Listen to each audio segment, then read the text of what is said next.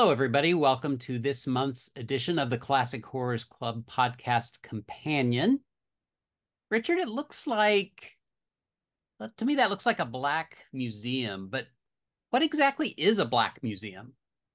Well, they've got that over in Scotland Yard. It is a museum full of murder weapons and torture devices that killers and crazed villains have used to torture and murder a variety of victims over there.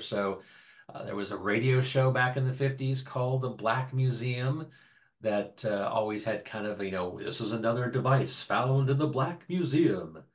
Hmm.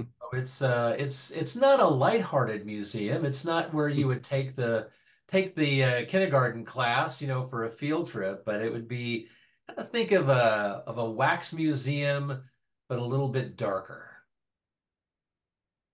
They ought to make a movie about that. They ought to, and something tells me they might have. Oh, yeah? I'm thinking it's called Horrors of the Black Museum. It, That does look like it could be almost any horror fan's office or room with all those things, yes, yes. Any more? Yes, it's of especially the all the life heads, like the masks. masks, and yeah. Yes, all the life masks. I see Alfred Hitchcock, and there might be a Boris Karloff up there. Yeah, it does actually. And I guarantee you, there are listeners saying, "Where did you get? Were you in my house? Did you take a picture?" Yeah. And I am in a zoo.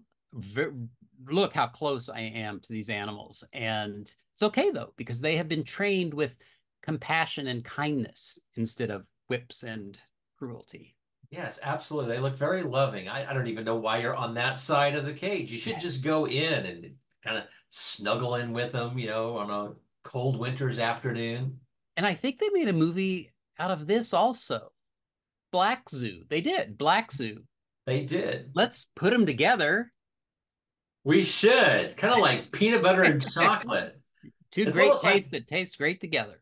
It's almost like we planned this. It's like we knew that these two films were so similar. And in fact, More Herman, similar than we thought. exactly, exactly. Herman Cohen wanted to call Black Zoo Horrors of the Black Zoo. We knew that Michael Gough was in both, but that's how good we are. We're just in sync. Yeah. So for this video companion, or well, for the audio podcast, which you can find the link below, we had a very special guest, Rob Kelly, who did the commentary for Horrors of Black Museum on the new VCI Blu-ray. So we won't go too far into that here, where it's going to be mostly focused on the Black Zoo, but I'm sure now and then we'll mention both of them. So that's what you'll see today. You'll see clips from the movies and our wisdom and humor about the movies, as we always bring. Now, this is a fun episode to kick off the new year. Two fun films. And as you listen to the episode, Jeff used his hypnovista on me to mesmerize me because I started off thinking, well, I like Horrors of the Black Museum more than Black Zoo. And Jeff was like, do you really? Do you really? Which line is longer? Which is shorter? Next thing I know, Black Zoo is now a five-star film on Letterboxd, and Horrors of the Black Museum is clearly not as good of a film. So I meant to make a point of clarification on the audio podcast. I wasn't dogging Horrors of the Black Museum. I like it. It's just the fact that I really, really liked Black Zoo. no, the films are very similar, and yeah, there's not as big a difference for me either. But Black Suit, as we talk about, it's got some advantages over Horrors of the Black Museum. They really do make an amazing double feature. If you're gonna put two films together, absolutely fun to kind of do a compare and contrast as you're watching the second film. Some similarities, some key differences, and fun to see how Michael Gough's characters are similar yet different as well between the two films. Uh, I think we mentioned it in the podcast. He might be ramped up to 11 in Black Zoo. Well, we thank everybody for listening, for watching. If you listen to the audio podcast, you'll hear that our feedback this month actually came from the YouTube channel. So at least two people watched one of these videos and made a comment that we aired on the episode as feedback. So we appreciate that, and we Absolutely. invite more and more of you to do that. And to join the group that we've established on Facebook. It is the Classic Horrors Club podcast Facebook group. You'll also get a shout out if you join that. We will welcome you on the audio podcast as well. Check us out on Instagram. There we throw up some information there as well. And I don't know, I have any other way that we're not on Twitter yet. We're not doing Twitter, but a lot of different ways that you can kind of join in on the fun. And of course, at the end of the episode, we always give you your homework so you know what you've got to seek out and watch for next time. So tune in and listen to the whole episode after you watch the video, or listen to the podcast and watch the video. Watch them both. It is a companion. This is the video companion. Absolutely. It goes with. It's not either or, it's both. Yeah, you got to do both. You got to do both. It's fun to kind of, especially if you listen to the episode, and it's fun to go and watch the trailers and little clips and things that we throw here. It's, as Jeff said, it's a perfect companion piece. It's that peanut butter and chocolate coming together for a perfect union. On that note, I'm eager to get to it. So let's go. Let's dive in.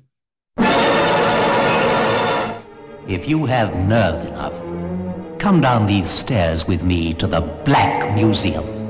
And if you dare, look around this chamber of horrors.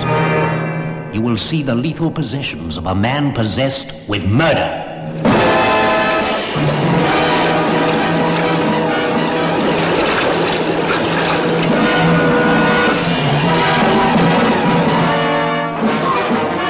This is a U trailer advertising an X certificate film. We regret we cannot show you now the scene as it appears in the picture.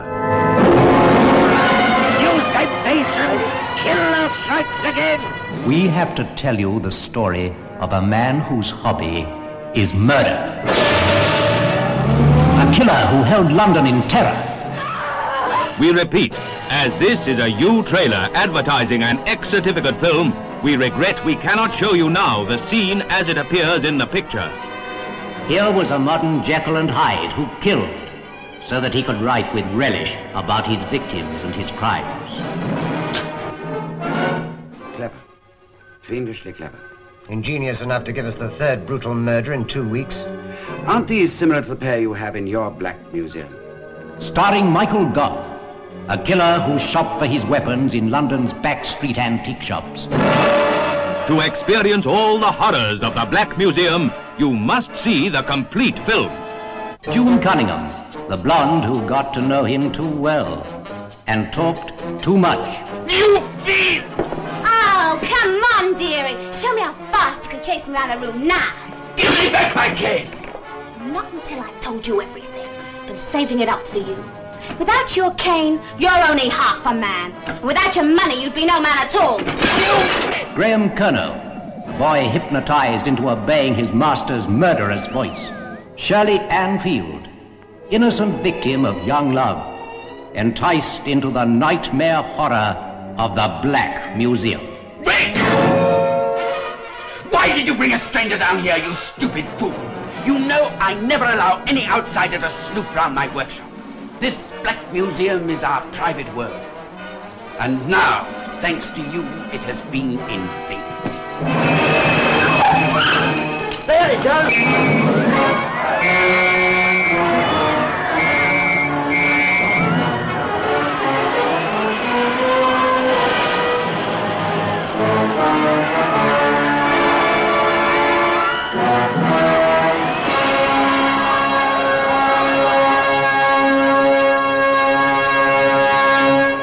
I thought Black Zoo was a tighter film. I thought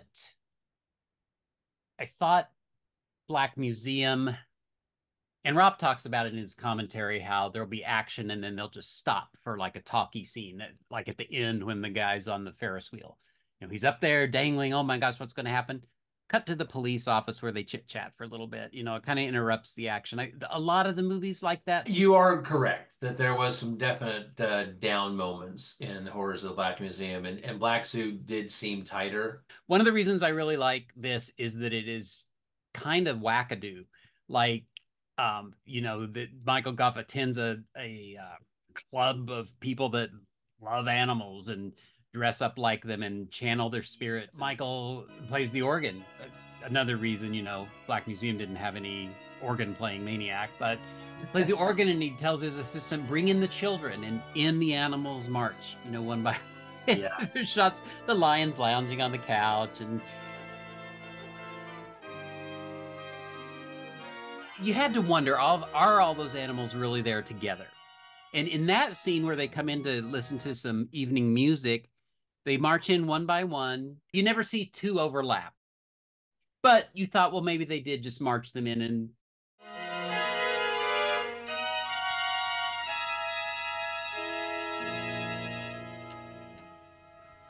then later, when they have the funeral, which is another wackadoo thing, and all the animals are coming in for the funeral, definitely different cuts. The backgrounds changed drastically. For one animal, there's fog. For 1 minute, it's one animal, it's brightly lit. Another, it's dark. Another, the camera isn't quite at the same angle as the other. It's possible that at least in some of these scenes, some of these lions were actually together because they would have been trained together. Absolutely. I thought that the effects of the animal attacks were really good.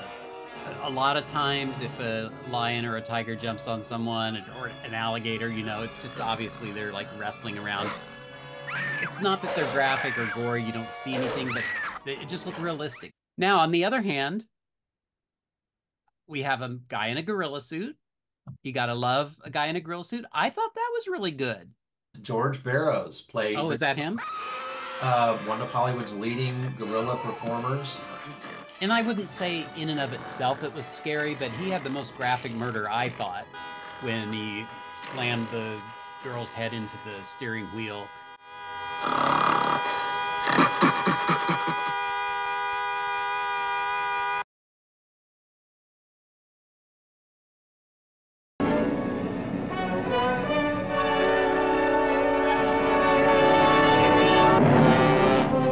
Black Zoo, starring Michael Gough, Gene Cooper, Rod Lauren, Virginia Gray, Jerome Cowan, Elisha Cook.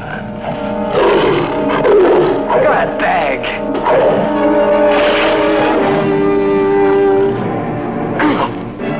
Children, I brought you here because we'll have to face a problem. The Black Zoo brings you the weirdest, most terrifying experience of your life. For here the lion is king of killer beasts. The black leopard and the tiger. Night-prowling, claw-killing executioners. All honored by the bloodthirsty cult of animal worshippers. Their master, a man more animal than human. Inhumanly cruel to other human beings. You jabber and needle me like a sandy! You can't stand! A murderer, condemning a man to die by animal claws. Throw him in there.